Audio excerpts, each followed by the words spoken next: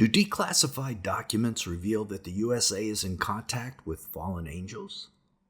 A newly released U.S.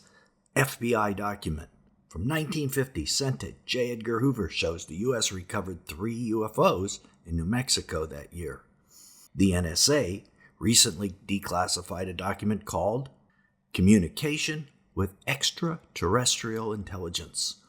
Numerous witnesses attest to the then President of the U.S. meeting with the occupants of UFOs not once, but twice. And FBI document 6751 tells us the U.S.'s opinion is that they aren't aliens or space people, but something far worse. That confirms the position of the whistleblowers who have been coming forward recently to let us know that interdimensional beings are among us. This is Bible teacher Nelson Walters, and you might be wondering, what in the world does this have to do with the Bible? This is a channel dedicated, after all, to end-time Bible prophecy, not UFOs. But today, we're digging deep into government alien connections because we believe they're likely connected to the fallen angels, which will be cast down to the earth in the last days.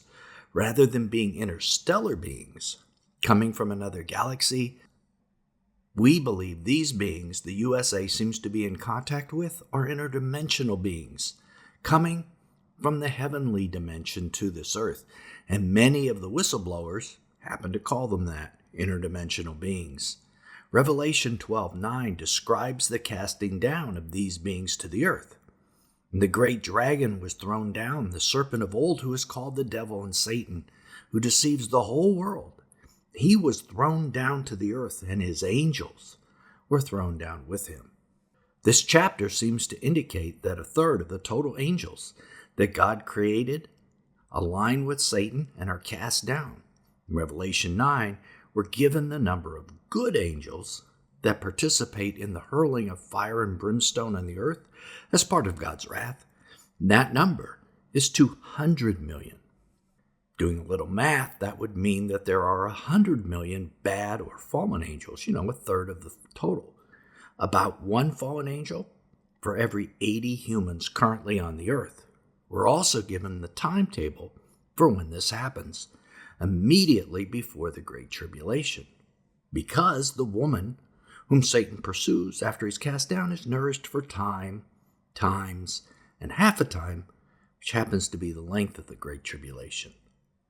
So right before the Great Tribulation, 100 million or so fallen angels are going to be cast to the earth. This is a major way that the end times are going to be like the days of Noah when angels walked among men. This is a Bible fact that heavenly beings will walk among men just as they did in the days of Noah. And are these the guys that the USA is communicating with? Could what we call fallen angels be masquerading as extraterrestrial aliens? Is this the great deception? In 2 Thessalonians 2:11, we learn God sends the world a great delusion, a great deception. Are these 100 million fallen angels the delusion that God is going to send? Let's look at the verse.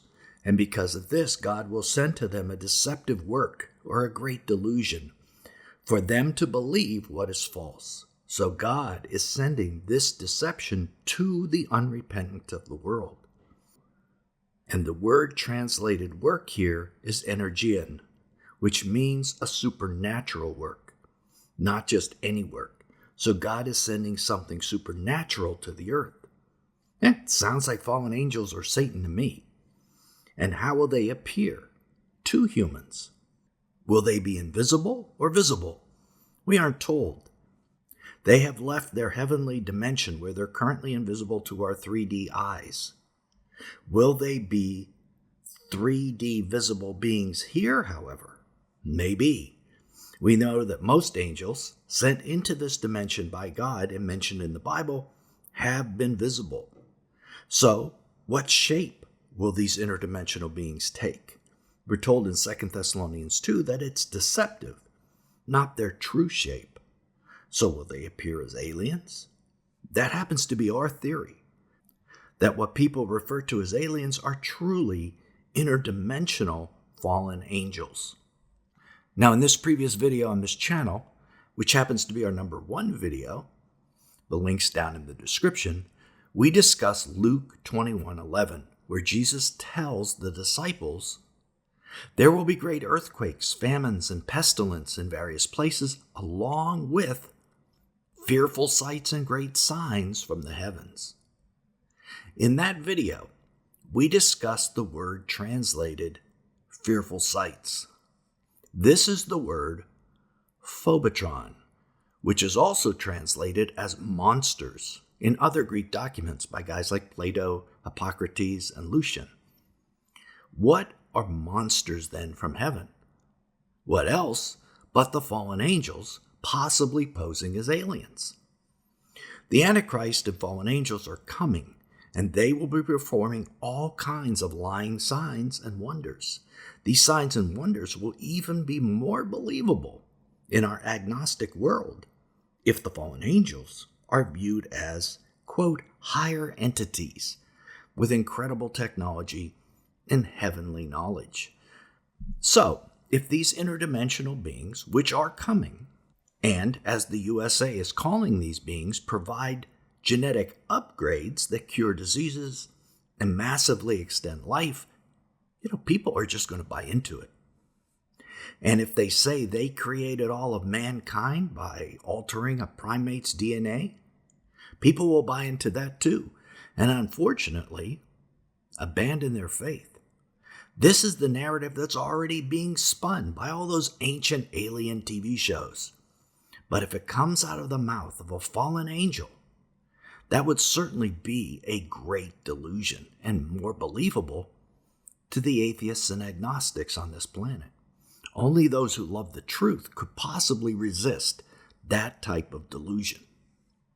What is sad is those attending the church right now will be just as taken in by this type of delusion because the church no longer has a supernatural worldview. But they will gravitate to something that seems based on technology in an instant. Let me say that again, because most churches are not teaching a supernatural worldview, that there are fallen angels and demons. It will make their congregations especially susceptible to this exact lie. An alien deception is a perfect plan from Satan's worldview because it will resonate with where people are today. They just love technology. And the USA's government and deep state seem to be fully invested in technology and an atheistic mindset. Just look at the laws we're passing in the USA. They don't seem God-honoring to me. And interestingly, many of these laws began to be enacted right around the same time as the first UFO sightings. Is there a connection? We think so. So let's begin to look at where there's evidence, or at least suspicion, that the U.S. government is working with these entities. It seemed to begin around the late 1940s when UFOs began to be sighted on a regular basis. Let's go back in time to an event that took place, known as the Babylon Working Ritual. Now this was a ceremony, a satanic ceremony, carried out by Jack Parsons of the JPL, which many people today say stands for the Jet Propulsion Laboratories. But it also could stand for the Jack Parsons Laboratories. Jack Parsons was not professionally trained, yet he was tapping into high technology and building rockets. How do you do that? There were no real rocket programs in America before Jack Parsons. So this Babylon working, as we said, was a demonic ritual that took place in 1946. And interestingly, right after that, UFOs began to appear, and Jack Parsons began launching the U.S. space program. At that point, had Parsons ripped a hole open in the space-time continuum, In other words, did he open a portal that allowed something to enter our dimension? And Babylon Rising is a very interesting name. Maybe it's an allusion to Mystery Babylon in the book of Revelation. You can think about that for a while. After that event, you had the Roswell incident. You had the Kenneth Arnold sightings. There was the swarm of UFOs that flew over the White House. At that point, the federal government realized they were dealing with entities, so they began to try to make contact with those entities. Another declassified document, FBI document 6751 from 1947, laid out who they thought these beings were. It's very important. It was the first time they classified them as interdimensional beings, not space aliens. And it outlines that satanic rituals are the most effective way to contact these beings. This document was sent to all the highest officers in the FBI. Again, J. Edgar Hoover was on the list. So since the 1940s, the U.S.'s federal government at the highest levels has known that these are not space aliens, but are entities coming from another dimension. The federal government has been accused of working with these interdimensional beings, trading access to our nation for their technology. In 1955, there's the famous Holloman Air Force Base event. Holloman is where the then President Eisenhower and high-ranking military officials are said to have met with the crew of a UFO. Witnesses saw the craft land at the base. Eisenhower go on to the landing strip, and the UFO's crew met with him. After the meeting took place with Eisenhower and others, those UFOs took off. Eyewitnesses who have come forward were men who were decorated from the government. High-ranking people were witnesses to this event. During a routine photographic mission, a tech sergeant and staff sergeant of the base photographic team were aboard a helicopter at the time and run off several feet of film of the three objects, one of which breaks away and begins a descent. A second high-speed camera crew on the ground runs off approximately 600 feet. The cameras continue to roll as the extraordinary vehicle comes into view. It hovers, almost silently, about 10 feet off the ground for nearly a minute and yaws like a ship at anchor, then sets down on 3 extension pads. The commander and 2 officers, along with 2 base Air Force scientists, arrive and wait apprehensively. A panel slides open on the side of the craft. Stepping forward, 1, then 2, and a third, what appear to be men dressed in tight-fitting jumpsuits, perhaps short by our standards, with an odd blue-gray complexion, eyes set far apart, a large pronounced nose. They wear a headpiece that resembles a rope-like design. The commander and the 2 scientists step forward to greet the visitors. Arrangements are made by some sort of communication, and the group quickly retires to an inner office in the King 1 area. And the famous FBI file about recovered UFOs was dated March 22, 1950. It was authored by a guy named Guy Hoddle, then the head of the FBI field office in Washington, D.C. Here's exactly what it said. The saucers, were described as being circular in shape with raised centers, approximately 50 feet in diameter. Each one was occupied by 3 bodies of human shape, but only 3 feet tall, dressed in metallic cloth of a very fine texture. The FBI claims it never followed up or investigated this memo. Personally, I cannot believe that's true, that you would get a memo like that and not investigate it. In 1995, another declassified CIA document reveals that Mount Hayes in Alaska was the focus of a top-secret government project called Stargate. But something was happening underneath Mount Hayes, and according to some witnesses, perhaps there was human and alien interaction and cooperation. In 1992, U.S. geologists discovered a mysterious pyramid-shaped object under Mount Denali near Mount Hayes, 150 feet under the ground. They've nicknamed the Dark Pyramid. So there appears to be a link between the highest levels of the U.S. military, the deep state, and these interdimensional beings who we believe are likely fallen angels. Has the U.S. been using satanic ceremonies to summon these beings? As they said, that was the most effective way all the way back in 1947. Are they trading influence in the USA for their alien technology? That's really a big question, but we can't say for certain. No one can deny, though, that since the end of World War II, there has been a meteoric, pun intended, rise in anti-God laws, such as the division of church and state, the elimination of school prayer, and many laws making immorality legal.